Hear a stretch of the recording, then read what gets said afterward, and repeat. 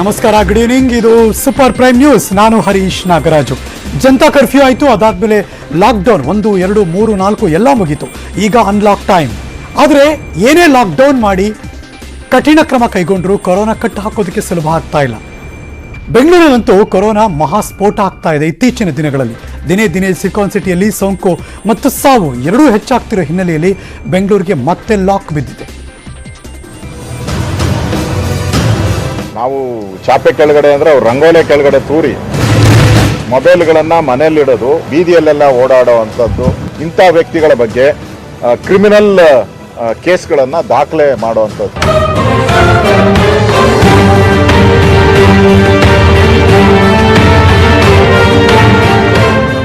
ಬೃಹತ್ ನಗರಿ ಬೆಂಗಳೂರಿಗೆ ಕೊರೋನಾ ಬಾಂಬ್. ಬಿರುಗಾಳಿಯಂತೆ ಬೆಂಗಳೂರಿಗೆ ನುಗ್ಗಿರೋ ಕೋವಿಡ್-19 ವೈರಸ್ ಕಳೆದ 10 ದಿನದಿಂದ ಸಿಲಿಕಾನ್ ಸಿಟಿಯಲ್ಲಿ ಸಾವಿನ ಸವಾರಿ ಮಾಡುತ್ತಿದೆ. ಸೋಂಕಿನ ಸುನಾಮಿ ಎಬ್ಬಿಸುತ್ತಿದೆ. ಮನೆ, ಸರ್ಕಾರಿ ಕಚೇರಿ, ಆಸ್ಪತ್ರೆ, ಪೊಲೀಸ್ ಸ್ಟೇಷನ್, ಮಾರ್ಕೆಟ್, ಪ್ರತಿಷ್ಠಿತ ಏರಿಯಾ, ಸ್ಲಂ ಪ್ರದೇಶ ಯಾವುದನ್ನು ಬಿಟ್ಟಿಲ್ಲ. ಮೂಲೆ ಮೂಲೆಯಲ್ಲೂ ಮರಣ ಮೃದಂಗ ಬಾರಿಸುತ್ತಿರೋ ಕೊರೋನಾ ಬೆಂಗಳೂರನ್ನ ಸೋಂಕಿನ ಬೆಂಕಿಯಲ್ಲಿ ಬೇಯಿಸುತ್ತಿದೆ. ಲಾಕ್ಡೌನ್ ವೇಳೆ ಬಿಕೋಯಂತಿದ್ದ ರಸ್ತೆಗಳೆಲ್ಲ ಲಾಕ್ಡೌನ್ ತೆರವಾಗ್ತಿದ್ದಂತೆ ಜನಜಂಗುಳಿಯಿಂದ ತುಂಬಿ ಹೋದವು. ಇದರ ಬೆನ್ನಲ್ಲೇ ಸೋಂಕು ಕೂಡ ಬೆಂಗಳೂರನ್ನ ತುಂಬಿಕೊಂಡು ಬಿಡ್ತು. 100ಕ್ಕಿಂತ ಹೆಚ್ಚು ಸೋಂಕು ಒಂದೇ ದಿನದಲ್ಲಿ ಕಾಣಿಸಿಕೊಳ್ತಿರೋದ್ರಿಂದ ಬೆಂಗಳೂರಿನ ಹಲವು ಏರಿಯಾಗಳಿಗೆ ಮತ್ತೆ ಸೀಲ್ ಬಿದ್ದಿದೆ.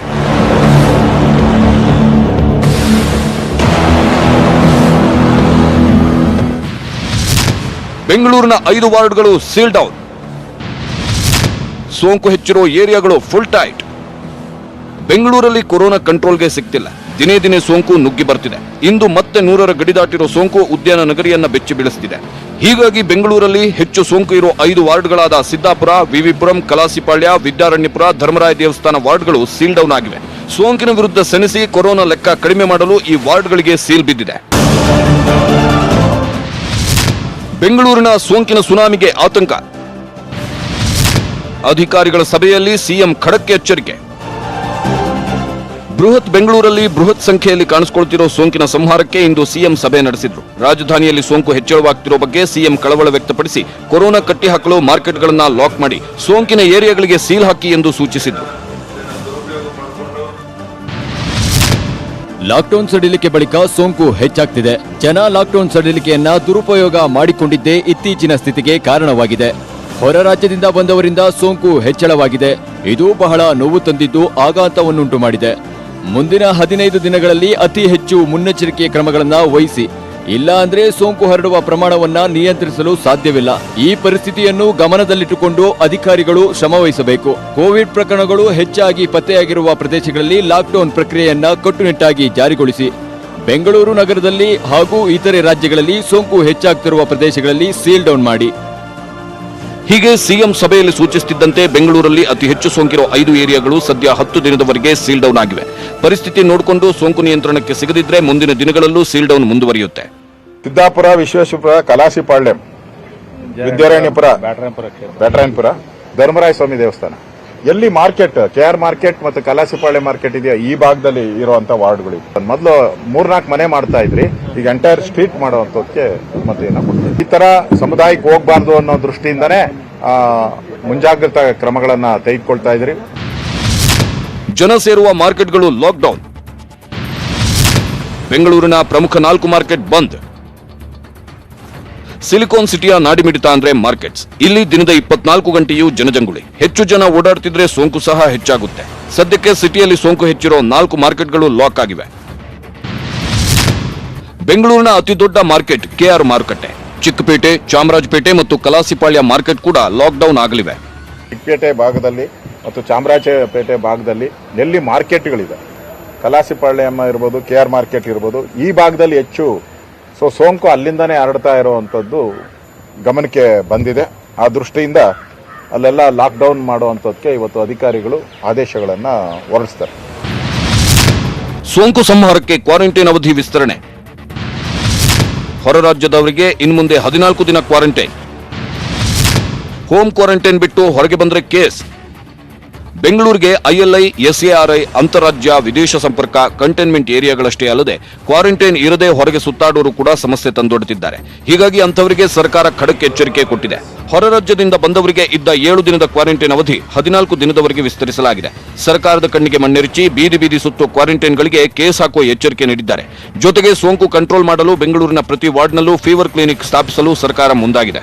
ಕೆಲವು ಕಡೆ ಕ್ವಾರಂಟೈನ್ ಮಾಡುವಂಥ ವ್ಯಕ್ತಿಗಳು, ಹೋಮ್ ಕ್ವಾರಂಟೈನ್ ಇರಬೇಕಾದಂಥ ವ್ಯಕ್ತಿಗಳು, ನಾವು ಚಾಪೆ ಕೆಳಗಡೆ ಅಂದರೆ ಅವ್ರು ರಂಗೋಲೆ ಕೆಳಗಡೆ ತೂರಿ ಮೊಬೈಲ್ಗಳನ್ನು ಮನೆಯಲ್ಲಿಡೋದು, ಟ್ರ್ಯಾಕಿಂಗ್ ಮಾಡ್ತಾ ಇದ್ದಾರೆ ಅಂತ ಮೊಬೈಲ್ಗಳನ್ನು ಮನೆಯಲ್ಲಿಟ್ಟು ಬೀದಿಯಲ್ಲೆಲ್ಲ ಓಡಾಡೋ ಅಂಥದ್ದು, ಅದರಿಂದನೂ ಕೂಡ ಸೋಂಕು ಹರಡುವಂಥದ್ದು ಕಾರಣ ಆಗಿದೆ. ಆ ದೃಷ್ಟಿಯಿಂದ ಇಂಥ ವ್ಯಕ್ತಿಗಳ ಬಗ್ಗೆ ಕ್ರಿಮಿನಲ್ ಕೇಸ್ಗಳನ್ನು ದಾಖಲೆ ಮಾಡುವಂಥದ್ದಕ್ಕೆ ಇವತ್ತು ಪೊಲೀಸ್ ಅಧಿಕಾರಿಗಳಿಗೆ ಸೂಚನೆ ಕೊಟ್ಟಿದ್ದೀನಿ.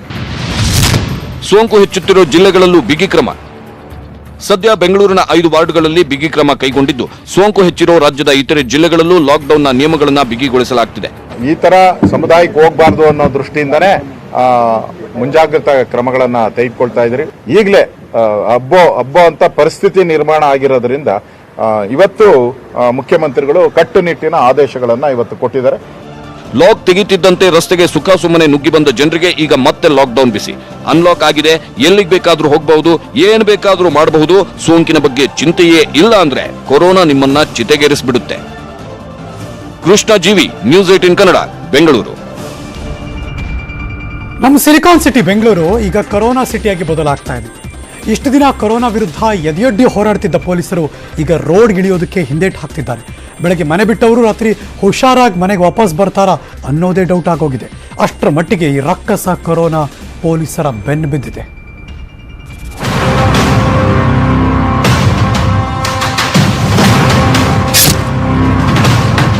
ಕರುನಾಡ ಖಾಕಿಗೆ ಕಂಟಕವಾದ ಡೆಡ್ಲಿ ಕೊರೋನಾ. ಮಹಾಮಾರಿ ಹೊಡೆತಕ್ಕೆ ಪೊಲೀಸರು ಕಂಗಾಲು.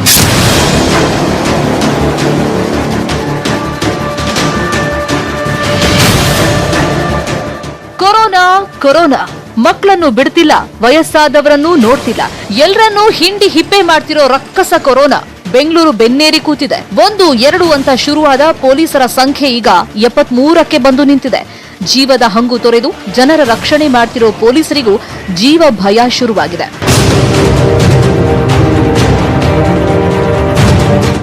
ಇಂದು ಮತ್ತೆ 3 ಪೊಲೀಸರಿಗೆ ಕೊರೋನಾ.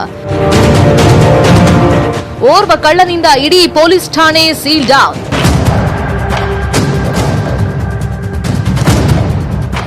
ಈಗಾಗಲೇ 3 ಪೊಲೀಸರ ಜೀವ ತೆಗೆದು ಅವರ ಹೆಗಲೇರಿರೋ ಕೊರೋನಾ ಇವತ್ತು ಸಿಟಿಯಲ್ಲಿ ಮತ್ತೆ 3 ಪೊಲೀಸರ ದೇಹ ಹೊಕ್ಕಿದೆ. ಸಿಸಿಬಿಯ ಮತ್ತೊಬ್ಬ ಕಾನ್ಸ್ಟೇಬಲ್ಗೆ ಕೊರೋನಾ ಅಂಟಿದೆ. ಕುಮಾರಸ್ವಾಮಿ ಲೇಔಟ್ ಟ್ರಾಫಿಕ್ ಕಾನ್ಸ್ಟೇಬಲ್ ಸೋಂಕಿನ ಮುಂದೆ ಶರಣಾಗಿದ್ದಾರೆ. ಹಲಸೂರು ಗೇಟ್ ಹೆಡ್ ಕಾನ್ಸ್ಟೇಬಲ್ಗೂ ಕೊರೋನಾ ಬಂದಿದೆ. ತಿಲಕ್ ನಗರ ಠಾಣೆಯ ಕಳ್ಳನಿಗೆ ಕೊರೋನಾ ದೃಢಪಟ್ಟಿದ್ದು ಇಡೀ ಸ್ಟೇಷನ್ ಸೀಲ್ ಡೌನ್ ಆಗಿದೆ. ಇದರೊಂದಿಗೆ ಕುಮಾರಸ್ವಾಮಿ ಲೇಔಟ್ ಸಂಚಾರಿ ಠಾಣೆ, ಹಲಸೂರು ಗೇಟ್ ಹಾಗೂ ಸಿಸಿಬಿ ಕಚೇರಿಗೂ ಸೀಲ್ ಬಿದ್ದಿದೆ. ಮದುವೆಗೆ ಹೋಗಿದ್ದವರೇ ಹೊತ್ತು ತಂದಿದ್ರ ಕೊರೋನಾ. ಓರ್ವ ಸರಗಳ್ಳನಿಂದ 12 ಪೊಲೀಸರಿಗೆ ಟೆನ್ಷನ್.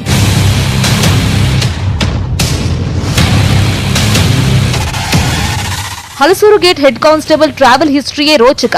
ಕಂಟೈನ್ಮೆಂಟ್ ಝೋನ್ನಲ್ಲಿ ಕೆಲಸ ಮಾಡದ ಕಾನ್ಸ್ಟೇಬಲ್ಗೆ ಕೊರೋನಾ ಹೆಗಲೇರಿದ್ದು ಹೇಗೆ ಅಂತ ನೋಡಿದ್ರೆ ಅಚ್ಚರಿಯ ಅಂಶಗಳು ಬೆಳಕಿಗೆ ಬಂದಿವೆ.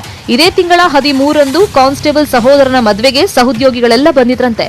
ಕಲಾಸಿಪಾಳ್ಯ ಪೊಲೀಸ್ ಠಾಣೆಯ ಸೋಂಕಿತ ಸಿಬ್ಬಂದಿಯೂ ಮದುವೆಯಲ್ಲಿ ಭಾಗವಹಿಸಿದ್ರು. ಅವರಿಂದಲೇ ಸೋಂಕು ಹರಡಿರೋ ಸಾಧ್ಯತೆ ಇದ್ದು ಮದುವೆಯಲ್ಲಿ ಭಾಗಿಯಾಗಿದ್ದ ಸಿಬ್ಬಂದಿಗೆಲ್ಲ ಟೆನ್ಷನ್ ಶುರುವಾಗಿದೆ.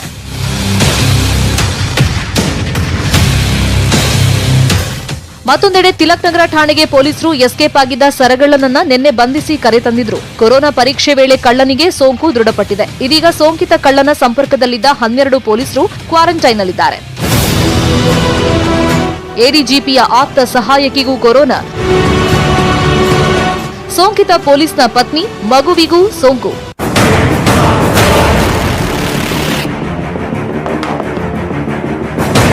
ಸಿಸಿಬಿ, ಟ್ರಾಫಿಕ್ ಪೊಲೀಸ್ ಸೇರಿದಂತೆ ಎಲ್ಲಾ ಸ್ಟೇಷನ್ಗಳಲ್ಲೂ ಸುತ್ತು ಹಾಕಿರೋ ಕೊರೋನಾ ಎಡಿಜಿಪಿಯ ಆಪ್ತ ಸಹಾಯಕಿಗೂ ಹೊಕ್ಕಿದೆ.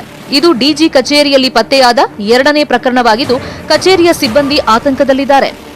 ಈ 31 ಒಳಗಡೆ 100ಕ್ಕೆ 100 ಎಲ್ಲ ಪೊಲೀಸರಿಗೂ ಕೂಡ ಟೆಸ್ಟ್ ಮಾಡ್ತೇವೆ ಮತ್ತು ಅವರಿಗೆ ಈಗಾಗಲೇ ಹೆಡ್ ಗೇರ್ ಕೊಟ್ಟಿದ್ದೇವೆ, ಗ್ಲೌಸ್ ಕೊಟ್ಟಿದ್ದೇವೆ, ಮಾಸ್ಕ್ ಕೊಟ್ಟಿದ್ದೇವೆ, ಎಲ್ಲ ಸುರಕ್ಷತಾ ಕ್ರಮಗಳನ್ನು ತೆಗೆದುಕೊಳ್ತೇವೆ. ಖಂಡಿತವಾಗಿಯೂ ಪೊಲೀಸರಿಗೆ ಯಾವುದೇ ರೀತಿ ತೊಂದರೆ ಆಗದಂತೆ ನಮ್ಮ ಸರ್ಕಾರ ನೋಡಿಕೊಳ್ತೇವೆ. ಕಬ್ಬನ್ ಪಾರ್ಕ್ ಪೊಲೀಸ್ ಸ್ಟೇಷನ್ನ ಸೋಂಕಿತ ಹೆಡ್ ಕಾನ್ಸ್ಟೇಬಲ್ ಪತ್ನಿ ಹಾಗೂ 4 ವರ್ಷದ ಮಗುವಿಗೂ ಕೊರೋನಾ ಅಂಟಿದೆ. ಖಾಕಿಯನ್ನ ಕಂಗೆಡಿಸಿರೋ ಕೊರೋನಾ ಅವರ ಕುಟುಂಬಸ್ಥರನ್ನು ಆತಂಕಕ್ಕೆ ತಳ್ಳಿದೆ.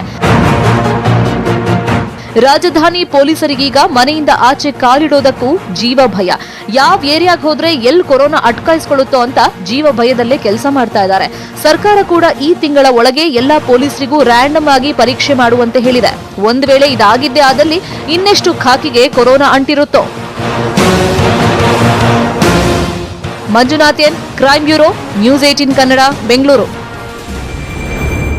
ಸೂಪರ್ ಪ್ರೈಮ್ ನ್ಯೂಸ್ನ ಒಂದು ಚಿಕ್ಕ ಬ್ರೇಕ್, ಬೇಗ ಬರ್ತೀವಿ, ಕಾಯ್ತಾ ಇರಿ. ಸೂಪರ್ ಪ್ರೈಮ್ ನ್ಯೂಸ್ಗೆ ಮತ್ತೆ ಸ್ವಾಗತ. ರಾಜ್ಯದಲ್ಲಿ ಇವತ್ತು ಸಚಿವರ ಮನೆಗೆ ಕೊರೋನಾ ನುಗ್ಗಿ ಮನೆ ಮಾಡಿದೆ. ಸಿಲಿಕಾನ್ ಸಿಟಿಯೇ ಮತ್ತೆ ಸೋಂಕಿನಲ್ಲಿ ಮುಂದಿದೆ. ಸಾವಿನ ಸಂಖ್ಯೆಯಲ್ಲೂ ಕೂಡ ಬೆಂಗಳೂರು ದಾಖಲೆ ಬರೀತಿದೆ. ಲಾಕ್ಡೌನ್, ಸೀಲ್ಡೌನ್ ಅಸ್ತ್ರ ಬಳಕೆಯ ದಿನವೂ ಕೊರೋನಾ ಮಹಾನಗರಿಯಲ್ಲಿ ಜೋರಾಗಿ ಲೆಕ್ಕ ತೋರಿಸ್ತಾ ಇದೆ.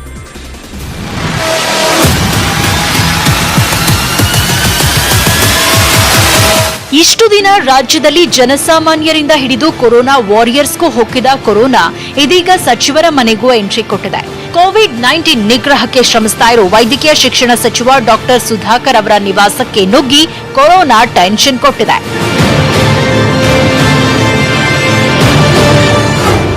ವೈದ್ಯಕೀಯ ಶಿಕ್ಷಣ ಸಚಿವರ ಮನೆಯಲ್ಲೂ ಕೊರೋನಾ. ಡಾಕ್ಟರ್ ಕೆ ಸುಧಾಕರ್ ಮನೆಯಲ್ಲಿ ಇಬ್ಬರಿಗೆ ಕೊರೋನಾ. ರಾಜ್ಯದಲ್ಲಿ ಕೊರೋನಾ ಅಟ್ಟಹಾಸ ಕಟ್ಟಿಹಾಕಲು ಹಗಲಿರುಳು ಕೆಲಸ ಮಾಡ್ತಾ ಇರೋ ವೈದ್ಯಕೀಯ ಶಿಕ್ಷಣ ಸಚಿವ ಡಾಕ್ಟರ್ ಕೆ ಸುಧಾಕರ್ ಅವರ ತಂದೆಗೆ ಕೊರೋನಾ ಸೋಂಕು ಹರಡಿದೆ. ರಾಜ್ಯದ ಶಕ್ತಿ ಸೌಧವನ್ನು ನಡುಗಿಸ್ತಾ ಇರೋ ಕೊರೋನಾ ಇದೀಗ ಮಿನಿಸ್ಟರ್ ಮನೆಗೆ ಎಂಟ್ರಿ ಕೊಟ್ಟಿದ್ದು ಅವರ ತಂದೆಗೆ ವೈರಸ್ ದೃಢಪಟ್ಟಿದೆ. ತಮ್ಮ ತಂದೆಗೆ ಕೊರೋನಾ ಪಾಸಿಟಿವ್ ಆಗಿರೋದನ್ನ ಸಚಿವ ಸುಧಾಕರ್ ಅವರೇ ಟ್ವೀಟ್ ಮಾಡಿ ಸ್ಪಷ್ಟಪಡಿಸಿದ್ದಾರೆ.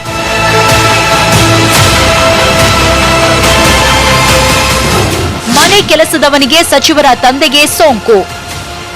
ಸಚಿವ ಸುಧಾಕರ್ ಅವರ 82 ವರ್ಷ ವಯಸ್ಸಿನ ತಂದೆ ಚಿಕ್ಕಬಳ್ಳಾಪುರದಲ್ಲಿದ್ರು. ಇತ್ತೀಚೆಗೆ ಬೆಂಗಳೂರಿನ ಮನೆಗೆ ಬಂದಿದ್ರು. ಸುಧಾಕರ್ ಅವರ ಮನೆಯಲ್ಲಿ ಸಹಾಯಕರಾಗಿ ಕೆಲಸ ಮಾಡ್ತಾ ಇದ್ದ ವ್ಯಕ್ತಿಗೆ ಸೋಂಕಿನ ಲಕ್ಷಣ ಕಾಣಿಸ್ತಿದ್ದಂತೆ ಕೊರೋನಾ ಟೆಸ್ಟ್ ಮಾಡಿಸಿದ್ರು. ಆತನಿಗೆ ಸೋಂಕು ದೃಢಪಟ್ಟಿತ್ತು. ಈ ಬಗ್ಗೆಯೂ ಸುಧಾಕರ್ ಕನ್ಫರ್ಮ್ ಮಾಡಿದ್ರು. ಇದರ ಬೆನ್ನಲ್ಲೇ ಸುಧಾಕರ್ ಅವರ ತಂದೆಗೆ ಜ್ವರ ಲಕ್ಷಣಗಳು ಕಾಣಿಸಿಕೊಂಡು ಕೊರೋನಾ ಟೆಸ್ಟ್ ಮಾಡಲಾಯಿತು. ಇದೀಗ ಅವರಿಗೂ ಪಾಸಿಟಿವ್ ಬಂದಿದೆ.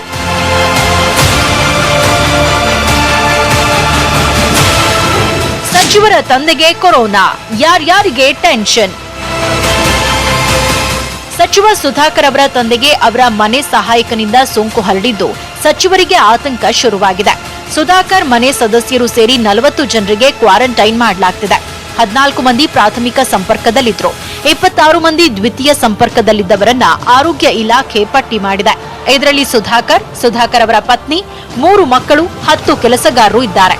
ಇನ್ನು ಸಚಿವ ಸುಧಾಕರ್ ಕೂಡ ತಂದೆಯ ಸಂಪರ್ಕದಲ್ಲಿದ್ದ ಮಾಹಿತಿ ಇದೆ. ಇದು ದೃಢಪಟ್ರೆ ಸಚಿವರ ಸಂಪರ್ಕದಲ್ಲಿದ್ದ ಇತರೆ ಮಂತ್ರಿಗಳು ದ್ವಿತೀಯ ಸಂಪರ್ಕಿತರಾಗ್ತಾರೆ. ಸಚಿವರು ಭಾಗವಹಿಸಿದ್ದ ಸಭೆಗಳಲ್ಲಿ ಇದ್ದ ಆರೋಗ್ಯಾಧಿಕಾರಿಗಳಿಗೂ ಟೆನ್ಷನ್. ಸಚಿವರು ಎಲ್ಲೆಲ್ಲಿ ಸಭೆ ಮಾಡಿದ್ರೋ ಅಲ್ಲಿನ ಮಾಹಿತಿಗಳನ್ನು ಕಲೆ ಹಾಕಲಾಗುತ್ತೆ.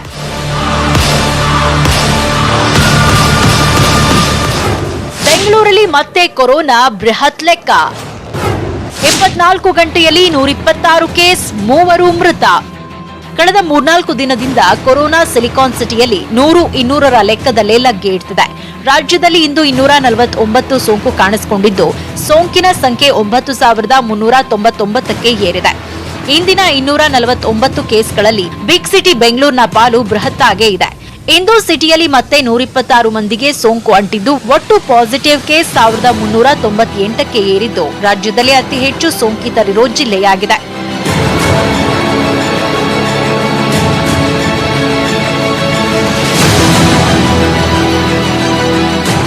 ಇನ್ನು ಸಾವಿನ ಸಂಖ್ಯೆಯಲ್ಲೂ ಐಟಿ ಸಿಟಿ ಹೈ ಪ್ಲಸ್ನಲ್ಲಿದೆ. ರಾಜ್ಯದಲ್ಲಿ ಇಂದು 5 ಮೃತಪಟ್ಟಿರೋ ವರದಿಯಾಗಿದೆ. ಈ ಮೂಲಕ ಸಾವಿನ ಸಂಖ್ಯೆ 150ರ ಗಡಿ ತಲುಪ್ತಾ ಇದೆ. ಬಳ್ಳಾರಿ, ರಾಮನಗರ ಜಿಲ್ಲೆಯಲ್ಲಿ ತಲಾ 1 ಸಾವಿನ ವರದಿಯಾಗಿದ್ರೆ ಬೆಂಗಳೂರಲ್ಲೇ ಮತ್ತೆ 3 ಮೃತಪಟ್ಟಿದ್ದಾರೆ. ಈ ಮೂಲಕ ಬೆಂಗಳೂರಲ್ಲಿ ಸೋಂಕಿನಿಂದ ಸಾವನ್ನಪ್ಪದವರ ಲೆಕ್ಕ 67ಕ್ಕೇರಿದೆ. ಸಾವಿನ ಲೆಕ್ಕದಲ್ಲೂ ಸಿಲಿಕಾನ್ ಸಿಟಿಯೇ ಮೊದಲ ಸ್ಥಾನ.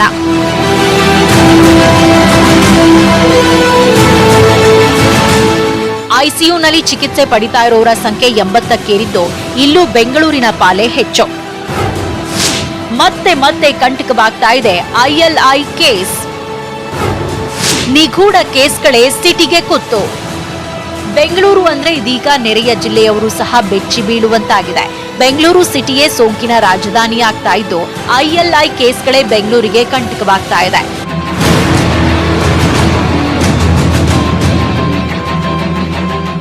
ಸದ್ಯ ಬೆಂಗಳೂರಲ್ಲಿ ಸೋಂಕು ಹೆಚ್ಚಿರೋ ಪ್ರದೇಶದಲ್ಲಿ ಲಾಕ್ಡೌನ್ನ ಬಿಗಿ ಕ್ರಮಗಳು ಜಾರಿಯಾಗಿವೆ. ಇದರಿಂದ ಮುಂದಿನ ದಿನದಲ್ಲಿ ಕೊರೋನಾ ಕಂಟ್ರೋಲ್ಗೆ ಸಿಗುತ್ತಾ ಸಿಡಿದೇಳುತ್ತಾ ನೋಡಬೇಕು. Bureau report, news 18 Kannada. Super prime news ನಲ್ಲಿ ಮಗದೊಂದು ಬ್ರೇಕ್ ಬರ್ತೀವಿ, ಕಾಯ್ತಾ ಇರಿ. ಸೋಂಕಿತರ ಸಂಖ್ಯೆ ಹೆಚ್ಚಾಗ್ತಿದ್ದ ಹಾಗೇನೆ ಸರ್ಕಾರದ ನಿರ್ಲಕ್ಷ್ಯ ಕೂಡ ಹೆಚ್ಚಾಗ್ತಿದೆಯಾ? ಇಂಥದ್ದೊಂದು ಅನುಮಾನ ಶುರುವಾಗಿದೆ. ಐಸೋಲೇಷನ್ ನಲ್ಲಿರುವಂತಹ ಸೋಂಕಿತರಿಗೆ ಯಾವ ಸೌಲಭ್ಯವೂ ಸಿಗ್ತಿಲ್ಲ. ಅಲ್ಲಿರೋ ರೋಗಿಗಳದ್ದು ಅರಣ್ಯ ರೋದನ. ವಿಕ್ಟೋರಿಯಾ ರಾಜೀವ್ ಗಾಂಧಿ ಆಸ್ಪತ್ರೆಗಳಲ್ಲಿ ಸೋಂಕಿತರ ಗೋಳು ಹೇಳುತ್ತಿರೋದು. ನೋಡಿ ಊಟ ಇದೆ, ನೋಡಿ ಹೆಂಗಿದೆ. ರಾತ್ರಿ ಊಟ ಕೊಟ್ಟಿದ್ದಾರೆ, ಏನ್ ತಿನ್ನೋದು ಹೇಳಿ.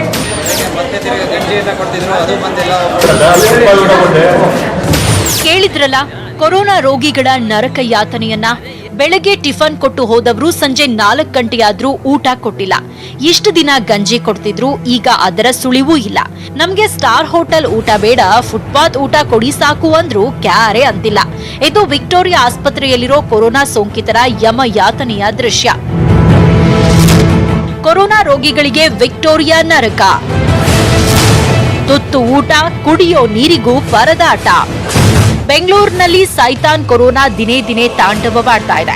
ಕಳೆದ 3-4 ದಿನದಿಂದ ಸಿಂಗಲ್ ಡಿಜಿಟ್ ಇದ್ದ ಪಾಸಿಟಿವ್ ಸಂಖ್ಯೆ ಟ್ರಿಬಲ್ ಡಿಜಿಟ್ಗೆ ಜಂಪ್ ಆಗಿದೆ. ಹೀಗಾಗಿ ಬಹುತೇಕ ಕೊರೋನಾ ರೋಗಿಗಳನ್ನ ವಿಕ್ಟೋರಿಯಾ, ಬೌರಿಂಗ್ ಮತ್ತು ರಾಜೀವ್ ಗಾಂಧಿ ಆಸ್ಪತ್ರೆಗೆ ಶಿಫ್ಟ್ ಮಾಡಲಾಗ್ತಾ ಇದೆ. ಮೊದಲು ರೋಗಿಗಳನ್ನ ಕಣ್ಣಲ್ಲಿ ಕಣ್ಣಿಟ್ಟು ನೋಡ್ಕೊಳ್ತಾ ಇದ್ದ ಸಿಬ್ಬಂದಿ ಬರ್ತಾ ಬರ್ತಾ ಕ್ಯಾರೆ ಅಂತಿಲ್ಲ. ಮಧ್ಯಾಹ್ನದ ಊಟ ಕೊಡೋದಕ್ಕೆ ಗಂಟೆಗಟ್ಟಲೆ ಕಾಯಿಸ್ತಿದ್ದಾರೆ. షుగర్ పేషెంట్ సార్ ఇంతవరకు భోజనం రాలేదు, 4 గంటలు అవుతా ఉంది. ಬೆಳಗ್ಗೆ ಮತ್ತೆ ಗಂಜಿಯನ್ನ ಕೊಡ್ತಿದ್ರು, ಅದು ಬಂದಿಲ್ಲ, ಡಾಕ್ಟರ್ಸ್ ಬಂದಿಲ್ಲ. ವಿಕ್ಟೋರಿಯಾ ಆಸ್ಪತ್ರೆಯಲ್ಲಿ ರೋಗಿಗಳಿಗೆ ತಿನ್ನೋದಕ್ಕೆ ಮಾತ್ರವಲ್ಲ, ಕುಡಿಯೋದಕ್ಕೆ ನೀರು ಸಹ ಸಿಗ್ತಿಲ್ವಂತೆ. ವೈದ್ಯರ ವಿರುದ್ಧ ಆಸ್ಪತ್ರೆ ಕಾರಿಡಾರ್ನಲ್ಲಿ ಎಷ್ಟೇ ಪ್ರತಿಭಟನೆ ಮಾಡಿದ್ರೂ ಯಾರೊಬ್ರು ಕಣ್ಣೆತ್ತಿ ನೋಡ್ತಿಲ್ಲ. ರಾಜೀವ್ ಗಾಂಧಿ ಆಸ್ಪತ್ರೆಯಲ್ಲೂ ಕಣ್ಣೀರ ಕಥೆ. ಆಸ್ಪತ್ರೆಯ ಅವ್ಯವಸ್ಥೆಯ ಕಥೆ ಕೇವಲ ವಿಕ್ಟೋರಿಯಾದ್ದು ಮಾತ್ರವಲ್ಲ, ರಾಜೀವ್ ಗಾಂಧಿ ಆಸ್ಪತ್ರೆಯದ್ದೂ ಅದೇ ಕಥೆ. ಊಟ ಸಿಗದೆ ರೋಗಿಗಳು ಅಂಗಲಾಚಿದ್ದ ದೃಶ್ಯ ಕರುಡು ಹಿಂಡುವಂತಿತ್ತು. ಒಂದೊತ್ತಿನ ಊಟಕ್ಕೆ ನೂರಾರು ರೋಗಿಗಳು ಪ್ರತಿಭಟನೆ ನಡೆಸುತ್ತಿದ್ದಾರೆ. ಕೋವಿಡ್ ಪೇಷಂಟ್ ಬಳಸಿದ್ದ ಟಾಯ್ಲೆಟ್ನೇ ಎಲ್ಲರೂ ಬಳಸಬೇಕು. ಸೋಂಕಿತ ಪೊಲೀಸ್ ಇಲ್ಲಿನ ದೃಶ್ಯಕ್ಕೆ ಕನ್ನಡಿ ಹಿಡಿದಿದ್ದಾರೆ. ಸರ್ಕಾರದಲ್ಲಿ ಹೇಳ್ತಾರೆ ಎಲ್ಲ ಯೋಜನೆ ಕೊಟ್ಟಿವಿ, ಏನು ಅಂತ ಬಾತ್ರೂಮ್ ಅಲ್ಲಿ ಒಂದು ಜಗ್ಗು ಕೂಡ ಇಲ್ಲ ಇಲ್ಲಿ. ಇಂತಹ ಅವ್ಯವಸ್ಥೆಯಿಂದ ರೋಸ್ ಹೋಗಿರೋ ಸೋಂಕಿತರು ಹೇಗೆ ಆಸ್ಪತ್ರೆಯಲ್ಲಿ ನೆಮ್ಮದಿಯಾಗಿರಬಹುದು? ಈ ವಿಚಾರ ಸರ್ಕಾರಕ್ಕೆ ಬಿಸಿ ಮುಟ್ಟಿಸಿದ್ದು, ಸರ್ಕಾರ ಸರಿಯಾದ ವ್ಯವಸ್ಥೆ ಒದಗಿಸಲು ಮುಂದಾಗಿದೆ. ಉಪವಾಸ ಸಾಯ್ತಿದ್ದಾರೆ. ನಿನ್ನೆ 6 ಗಂಟೆಗೆ ಕೊಟ್ಟಿದ್ದು ಊಟ, ಮತ್ತೆ ಅದರಿಂದ ಇಲ್ಲಿವರೆಗೂ ಯಾರು ಊಟ ಕೊಟ್ಟಿಲ್ಲ, ಏನು ಕೊಟ್ಟಿಲ್ಲ, ಯಾವ ವ್ಯವಸ್ಥೆ ಇಲ್ಲ ಇಲ್ಲಿ. ದಯಮಾಡಿ ನಮ್ಮನ್ನು ಕಾಪಾಡಿ. ಎಲ್ಲ ಆರೋಗ್ಯ ಸಚಿವರು ಏನ್ ಮಾಡ್ತಿದ್ದಾರೆ, ದಯಮಾಡಿ ನಮ್ಮನ್ನು ಕಾಪಾಡಿ. ನಾವು ಪೊಲೀಸ್ ಕೆಲಸ ಮಾಡಿ ನಮ್ಮ ಕರ್ತವ್ಯ ಮಾಡ್ಬೇಕಾದ್ರೆ ನಮಗೆ ಕರೋನಾ ಅಂಟಿಕೊಂಡು ನಾವು ಸಮಾಜ ಸೇವೆ ಮಾಡಿ ಬಂದು ನೋಡಿ, ನಮಗೆ ಉಣ್ಣಕ್ ಮುದ್ದೆ ಇಲ್ಲ, ಇಲ್ಲಿ ರಾತ್ರಿ ಒಂದು ಅನ್ನ ಕೊಟ್ಟರು ಇಷ್ಟು, ಅದು ಸಾಕೇ ಇಲ್ಲ ಅಂತ ಹೇಳ್ತಾರೆ. ನಾವೇನ್ ಮಾಡೋದು? ದಯವಿಟ್ಟು ನಾವು ಸಾಯ್ತಾ ಇಲ್ಲ ಅಂತ ಹೇಳಿ ಸಾಮೂಹಿಕವಾಗಿ ಎಲ್ಲ ಮೇಲೆಗೆ ಸತಬುದ್ಧಿ ಬೇಕಿದ್ರೆ. ಅಲ್ಲಿ ಕೂಡ ಬಾತ್ರೂಮ್ಗಳು ಸರಿ ಇಲ್ಲ, ನೀರು ಸರಿಗೆ ಬರ್ತಾ ಇಲ್ಲ, ಈ ತರ ಕಂಪ್ಲೇಂಟ್ ಬಂದಿದೆ. ಸೊ ಅದನ್ನ ಕೂಡ ಇಮಿಡಿಯೇಟ್ ಆಗಿ ಅಧಿಕಾರಿಗಳಿಗೆ ಸೂಚನೆ ಕೊಟ್ಟಿದ್ರಿ. ಅಲ್ಲಿ ನೀರಿನ ವ್ಯವಸ್ಥೆ ಮತ್ತು ಟಾಯ್ಲೆಟ್ ವ್ಯವಸ್ಥೆ ಮತ್ತು ಕ್ಲೀನಿಂಗ್ ವ್ಯವಸ್ಥೆಯನ್ನ ಮಾಡಿಕೊಡ್ಬೇಕು ಅಂತ ಹೇಳ್ತಾ ಇದ್ದೀವಿ. ಕೊರೋನಾ ಪಾಸಿಟಿವ್ ಬಂದ್ರೆ ಸಾಕು ಎತ್ತಾಕೊಂಡು ಹೋಗೋ ಅಧಿಕಾರಿಗಳು ಆಸ್ಪತ್ರೆಯಲ್ಲಿ ನರಕ ತೋರಿಸುತ್ತಿದ್ದಾರೆ. ಒಂದ್ ಕಡೆ ಮಹಾಮಾರಿ ಹೆಗಲೇರಿದೆ ಅನ್ನೋ ಭಯ, ಇನ್ನೊಂದ್ ಕಡೆ ಊಟ ಸಿಗದೆ ಪರದಾಡುವ ಸ್ಥಿತಿ. ನಾವು ಪೊಲೀಸ್ ಕೆಲಸ ಮಾಡಿ ನಮ್ಮ ಕರ್ತವ್ಯ ಮಾಡ್ಬೇಕಾದ್ರೆ ನಮಗೆ ಕರೋನಾ ಅಂಟಿಕೊಂಡು ನಾವು ಸಮಾಜ ಸೇವೆ ಮಾಡಿ ಬಂದು ನೋಡಿ, ನಮಗೆ ಉಣ್ಣಕ್ ಮುದ್ದೆ ಇಲ್ಲ, ಇಲ್ಲಿ ರಾತ್ರಿ ಒಂದು ಅನ್ನ ಕೊಟ್ಟರು ಇಷ್ಟು, ಅದು ಸಾಕೇ ಇಲ್ಲ ಅಂತ ಹೇಳ್ತಾರೆ. ನಾವೇನ್ ಮಾಡೋದು? ದಯವಿಟ್ಟು ನಾವು ಸಾಯ್ತಾ ಇಲ್ಲ ಅಂತ ಹೇಳಿ ಸಾಮೂಹಿಕವಾಗಿ. ಮುನಿರಾಜು, ನ್ಯೂಸ್ 18 ಕನ್ನಡ, ಬೆಂಗಳೂರು. ಹೀಗೆ ಇವತ್ತಿನ ಸೂಪರ್ ಪ್ರೈಮ್ ನ್ಯೂಸ್ ಮುಗಿಸಿ ನಾನು ಹೋಗಿ ಬರ್ತೀನಿ. ಮತ್ತೆ ಸಿಗ್ತೀನಿ ಮುಂದಿನ ನ್ಯೂಸ್ಗಳಲ್ಲಿ. ಪಕ್ಕಾ ಸುದ್ದಿಗೆ ನೋಡ್ತಾ ಇರಿ ನ್ಯೂಸ್ 18 ಕನ್ನಡ. ಜಾಲ ನಮ್ಮದು, ಬಲ ನಿಮ್ಮದು.